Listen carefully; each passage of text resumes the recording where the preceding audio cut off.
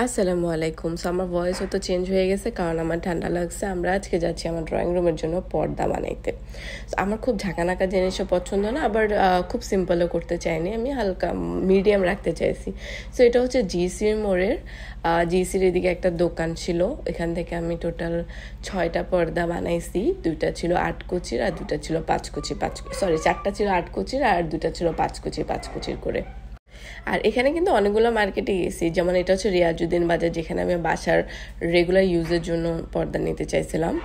আর হচ্ছে এখানে ভিআইপি টাওয়ারেরও একটু ক্লিপস আছে, তারপরে শপিং কমপ্লেক্সেরও আছে। আপনারা সব জায়গায় ঘুরে টুরে তারপরে পর্দা টর্দা যেটাই নেন ঘুরে ঘাড়ে নিলে হয় কি মন মতো নিতে পারবেন, দামটা একটু কম্পেয়ার করে নিতে হবে, এতটুকুই। সো আমি নিয়ে নিলাম। ভাই আসতে ধরো, দামি বহুত দামি, এভাবে না। আগে কোনটা? তুমি নামি করো নামি করো। নামি কেমনে করবো? আমি নামি আগাইতে পারবো নাকি? আগে কোনটা? এটা কো। এখানে মনে হয় সাদাটা থাকবে। সাদার এখানে থাকবে, হ্যাঁ উপরে ওটা থাকবে।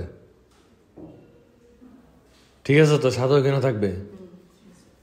সব জল্পনা কল্পনা শেষ করে আমরা এটাকে সেট করে ফেলতেছি। ফাইনালি আমাদের পর্দাগুলো 8 কি 9 দিন লাগছিল, 9 দিনের মধ্যে রেডি হয়ে গেছে। এগুলো কিন্তু অনেক ভারী, অনেক বেশি ভারী। আমি তো চিন্তা করতেছি যে আপুর কথা, আপু এগুলো ধুইতে গেলে যে খবর হয়ে যাবে।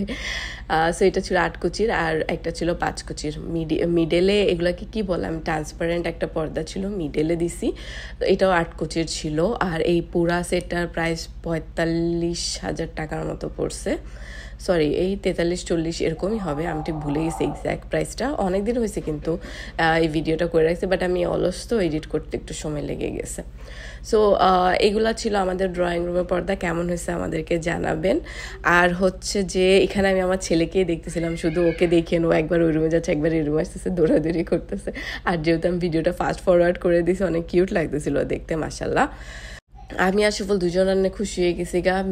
বেসিক্যালি দেখা যায় যে ঘরে যে পুরুষদের, তাদের কিন্তু ঘর সাজানোর প্রতি এত একটা ইন্টারেস্ট থাকে না, এটা মহিলাদেরই কাজ হয়ে থাকে।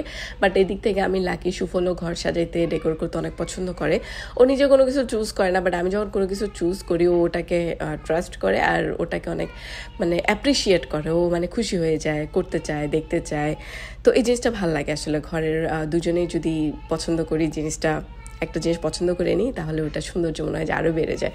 তো এই হচ্ছে আমাদের ড্রয়িং রুম। আরও অনেক ডেকোরেশনে বাকি রয়ে গেছে, টেবিনেট লাগানো বাকি রয়ে গেছে, এখনও কার্পেট কেনা বাকি রয়ে গেছে, সেন্টার টেবিল কেনা, অনেক কিছু বাকি রয়ে গেছে। বাট স্টিল যেহেতু একটু করে করতেছি, সময়ের ব্যাপার আছে, তারপরে টাকার ব্যাপার আছে। সো সব কিছু আস্তে আস্তে করতেছি, ইনশাল্লাহ হয়ে যাবে। সো দোয়া করবেন আমাদের জন্য, আর বলবেন আমাদের চয়েসটা কেমন লাগছে। আর এটা আমাদের সোফার সাথে ম্যাচিং করে আমরা পর্দাটা নিছি, সোফা থেকে একটু হালকা নিয়েছি। তো এই হচ্ছে আমাদের ড্রয়িং রুম, সোফার সাথে একটু ম্যাচ করতে চেষ্টা করছি। কেমন হয়েছে আমাদেরকে জানাবেন। হ্যাঁ, অ্যাজ ইউজুয়াল সবসময় আমরা আপনাদেরকে জিজ্ঞাসা করি যে কেমন হয়েছে, কারণ আপনারা বললে আমাদের কাছে সন্তুষ্ট লাগে আর কি।